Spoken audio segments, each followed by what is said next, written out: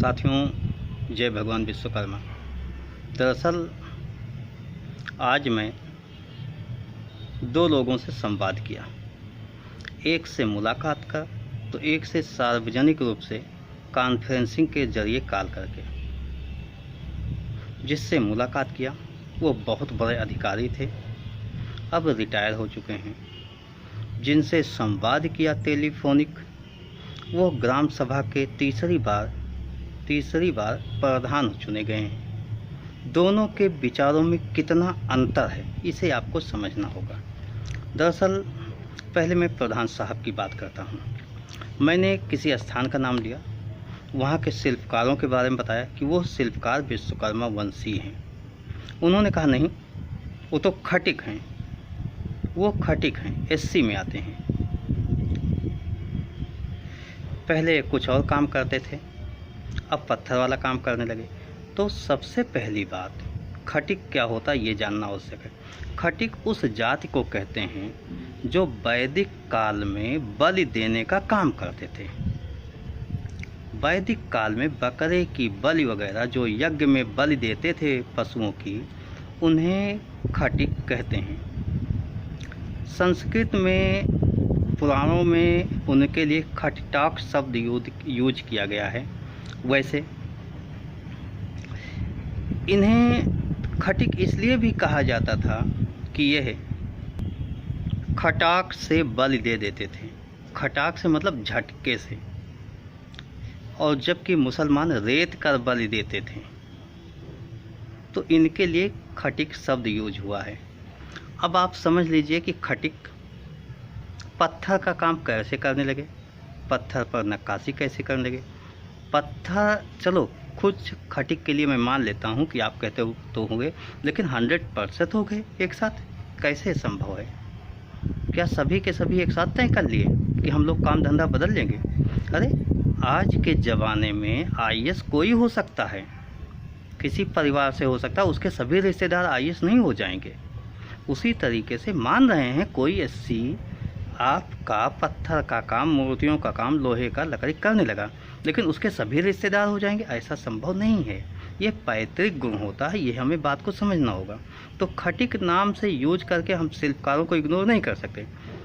ये कहकर हम उनको इग्नोर नहीं, वो एससी में है, शूद्र हैं। भाई शूद्रता कहाँ आती है? जब आर्थिक रूप से आप सक्षम नहीं होगे, खाने को आपके पास अन्न नहीं होगा, पहनने को कपड़े नहीं होंगे, रहन सहन मलिन होगा, तो आप एससी तो हो ही जाओगे। इसी तरीके से कल्पना की गई थी। लेकिन जो भारतीय संविधान में एससी की कल्पना की गई है, ये तो शूद्रों की कल्पना थी। भारतीय संविधान में जो कल्पना की गई थी एससी की, ये था कि आर्थिक, सामाजिक, शैक्षिक रूप से जो पिछड़ा हुआ तबका है, उसे एससी कैटेगरी में डाल दिया जाए, क्योंकि उनके लिए ज़्यादा मेहनत करने की आवश्यकता है, उन्हें ज़्यादा सम्मान देने की आवश्यकता है, उन्हें ज़्यादा सुविधा देने की आवश्यकता है, ताकि उनका जीवन स्तर उठ सके। लेकिन कालांतर में देश की आज़ादी के बाद भारतीय संवैधानिक व्यवस्था के तहत जिन्हें अधिकार देना था, वो लोग न्याय संगत काम नहीं किए, यानी उनके जीवन स्तर को उठा नहीं पाए। जीवन स्तर बहुत बेहतरीन नहीं उठ पाया कि आम आदमियों के सापेक्ष उठ जाए, जिसे आप जनरल कैटेगरी कहते हो। दूसरी बात, हम रिटायर्ड अफसर महोदय से मिले, उन्होंने कई बातें बताई। उसमें एक बात मैं यहाँ पर रखना चाहूँगा आप लोगों के सामने। उन्होंने ये बताया कि देखिए, हम 5 होते हैं, लौहकार, काष्ठकार, स्वर्णकार, ताम्रकार और शिल्पकार। दरअसल हम में शादी ब्याह क्यों आपस में नहीं हुआ, इस पर एक बार आप विचार कीजिएगा। तो उसका जो उन्होंने रीज़न बताया वो इस तरीके से बताया कि अगर हम लोग करते रहते शादी ब्याह तो निश्चित ही हमारी संख्या बढ़ जाती। लेकिन वैदिक काल से हम लोग जब पुरोहिताई के काम से अलग हुए, सीधा केवल शिल्प कला का ज्ञान बचा, तो अब आप बताइए कि मर्द और महिला, मतलब दोनों मिलकर जिस घर में काम करते हैं वो काम ज़्यादा अच्छा होता। जैसे लौहकार का काम करने वाला जो परिवार होता, उसके घर की महिलाएं देखते हुए कुछ लोहे का काम में सहयोग देने की आदत सीख लेती हैं। कारपेंटरी का काम करने वाले परिवार की महिलाएं उसका काम सीख लेती हैं। नहीं सीख लेती तो उनके औजारों का नाम जानती हैं। पहचानती हैं, कब कौन सा औजार यूज होगा उसको समय से उपलब्ध करा देती थी। तो इस तरीके से पैसे दर पैसे महिलाएं भी पुरुषों के साथ लगकर उसको समझती थी, अच्छी तरीके से समझती थी।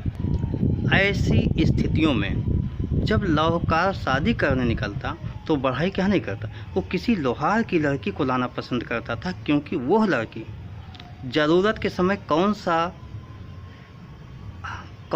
सामग्री यूज होना है, किस सामान की मरम्मत के लिए, बनाने के लिए, वो समय से उठा कर दे देगी, उसमें वो सहयोग करेगी। तो इसलिए हम लोग लोहार में शादी करने लगे, बढ़ई में, सुनारी में, और ताम्रकार के यहाँ, शिल्पकार के यहाँ। एक तो ये हुई।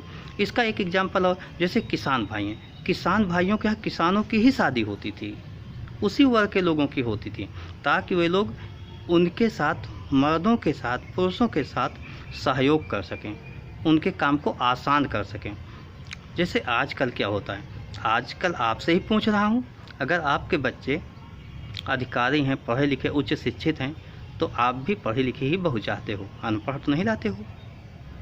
अगर लड़का साहब है तो आप भी कोई गवर्नमेंट एम्प्लॉय खोजते हो। क्यों खोजते हो? यही कारण है। इसीलिए लोहार, बढ़ई, सुनार, ठठेरा, कसेरा और शिल्पी, इनमें आपस में शादियों का चलन धीरे धीरे बंद हो गया। ये तार्किक बात हुई। कहने का मतलब, मैं दो लोगों से बात किया, एक की बात से एग्री नहीं किया, क्योंकि वो न तो वैदिक व्यवस्था के आधार पर थी, न ऐतिहासिक साक्ष्यों के आधार पर थी, और न कल्पनाओं के आधार पर सत्य हुई। लेकिन दूसरी बात, सोचने समझने के बाद सत्य प्रतीत होती है। तो ये हमें समझना होगा।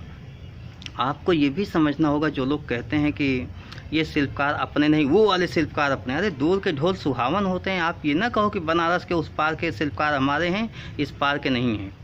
आप वो लाइन कहाँ खींचे, कब खींचे लाइन? आपने लाइन नहीं खींची थी। आप ये ना कहो कि राजस्थान वाले शिल्पकार अपने हैं, यूपी वाले शिल्पकार नहीं हैं। भाई, राजस्थान कब बना ये बताओ हमें। मैं केवल इतना कहता हूँ कि ये हमारे शिल्पकार बंधु पहाड़ी इलाके के आसपास रहते थे, जहाँ पत्थर पर्याप्त मात्रा में मिलते थे, वहीं रहते थे। लेकिन जब मुस्लिमों ने आक्रमण किया, इनके हाथ काटने लगे, इन्हें मजदूरी नहीं दिए, तो ये लोग जब जंगलों में भागे हैं तो मैदानी इलाकों में भी बस गए हैं। वहाँ खाने को कुछ नहीं मिला, जंगलों में रहे हैं तो मांसाहारी हो गए। थकान हुई, उसे दूर करने के लिए कुछ सुरा की व्यवस्था कर ली, यानी शराब बनाना सीख लिए। तो इनकी रहन सहन गंदगी आ गई, वो मजबूरी से थी, मजबूरी बस था। आप समझिए बात। तो मजबूरी में जीवन यापन कोई भी कर सकता है। बहुत लोग बोलते हैं मैं उन्हीं के 2 भाई 3 भाई होते हैं तो उन्हीं के जीवन स्तर में अंतर दिखा सकता हूँ, कि एक भाई बाबू साहब बन के जाता है, दूसरा भाई चपरासी भी नहीं दिखता है। तो ऐसे बहुत सी स्थितियाँ, उसको समझना होगा। आप लोग ऐसे किसी पर उंगली मत उठाओ। एक सच्चाई और भी समझ लीजिए, वो सच्चाई यह है कि जब लोहार और बढ़ई मिलते हैं, पर्याप्त मात्रा में इनकी संख्या मिल जाती है, तो ताम्रकार, शिल्पकार और स्वर्णकार कहाँ गायब हो गए? इसको कभी सोचिए, खोजिए। क्या 3 भाइयों का वंश नहीं चला? जो लोग ये हैं, क्या ये काम धंधा चुरा लिए और एक साथ सब चुरा लिए, पूरी समाज के लोग चुरा लिए? ऐसा कुछ नहीं है। दरअसल ये आपके अपने हैं। कोई इनके यहाँ राजा हुआ, कोई महाराजा हुआ, ये उसके नाम पे, जैसे आज कोई होता है, कोई एमपी होता है, कोई एमएलए होता है, तो उसके घर के बच्चों का नाम भी नेताजी हो जाता है। बहुत दिनों तक चलती रहती है परिपाटी। राजाओं के घर का खानदान हो जाए तो उसको लोग राजा साहब ही कहने लगते हैं। उसी तरीके से विश्वकर्मा वंशियों में जो राजा थे, जैसे है, अब इनके वंशज जो बाद में आए, वो राजा साहब को देख के जो लोग ये काम करते, अब राजा साहब तो काम करेंगे नहीं, आप ये श्योर रहिए कि राजा साहब तो काम करेंगे नहीं, वो तो काम बंद कर दिया। वो काम बंद करे, लेकिन उनके वंशज अन्य लोग तो हैं, वो तो काम करेंगे। वो लोग काम करेंगे तो वो लोग सब राजा साहब के सरनेम के साथ, उनके नाम के साथ ही है वंशी हो गए।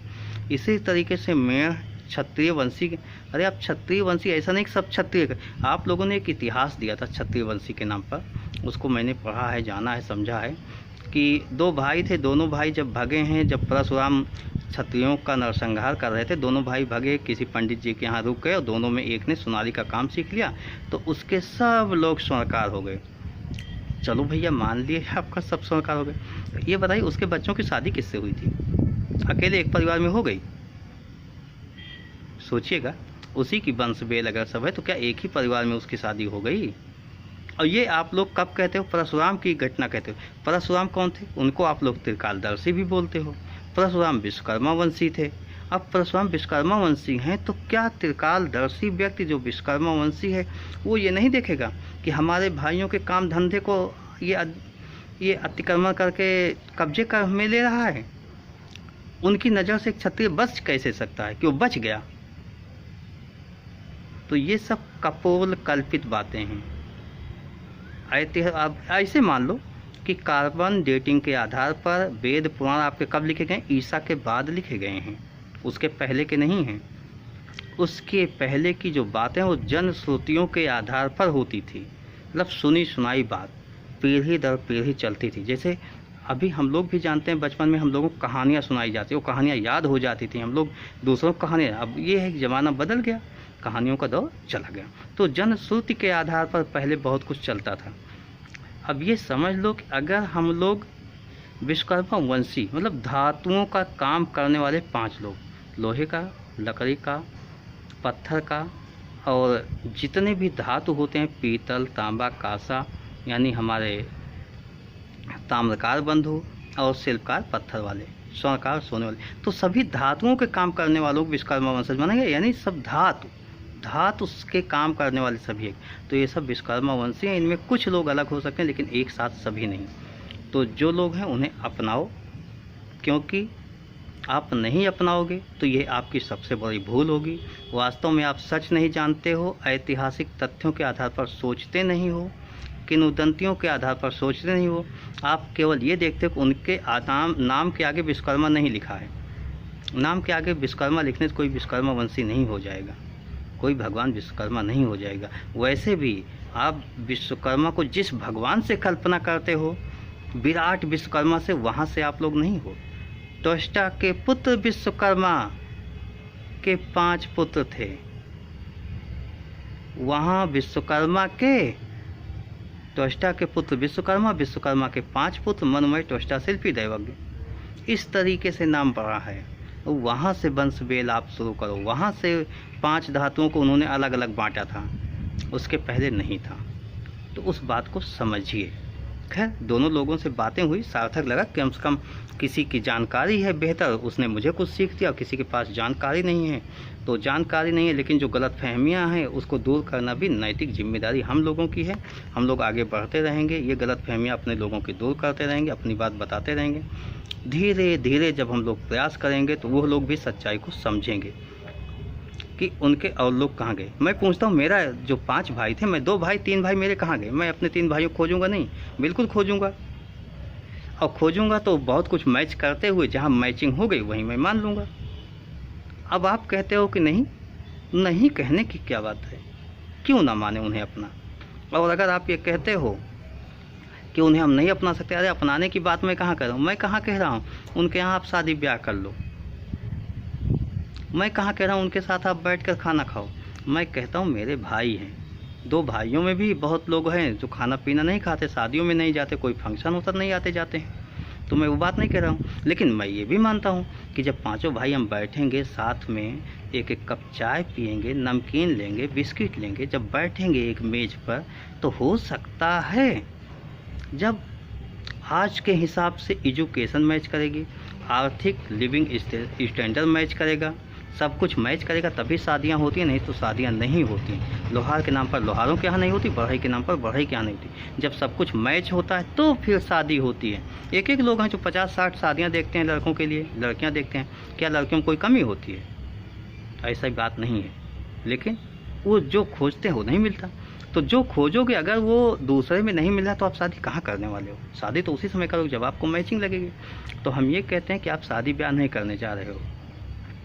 आप विश्वकर्मा वंशज 5 में 2 सार्वजनिक हैं, 3 अज्ञात हैं। उन तीनों को खोज के लाना है और तथ्यों के आधार पर लाना है, समझदारी से लाना है, तर्क के आधार पर लाना है, तभी हम सफल होंगे।